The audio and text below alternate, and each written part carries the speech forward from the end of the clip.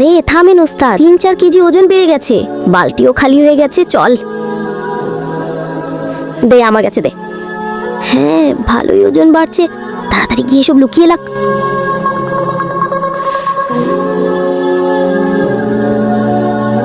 আজকের ওয়েদারটা কিন্তু ভালো আছে, মাছ খেতে কিন্তু ভালোই লাগবে।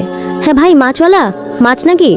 আরে সাহেব, কি কপাল পাইছেন আপনি, এই কেবলই মাত্র একে দিয়ে নদী থেকে একেবারে তাজা, একেবারে 10 কেজি ওজনের মাছ ধরে নিয়ে এসছে। মাছ তো তাজাই আছে, কিন্তু এত বড় মাছ আমরা কি করব? আরে 2-4 কেজির ওজনের একটা দেখেন। আরে ইলামা সাহেব, এইসব 2-4 কেজি ওজনের মাছ খেতে কি একটু ভালো লাগে? এটা তো শুধু কাটা আর কাটা।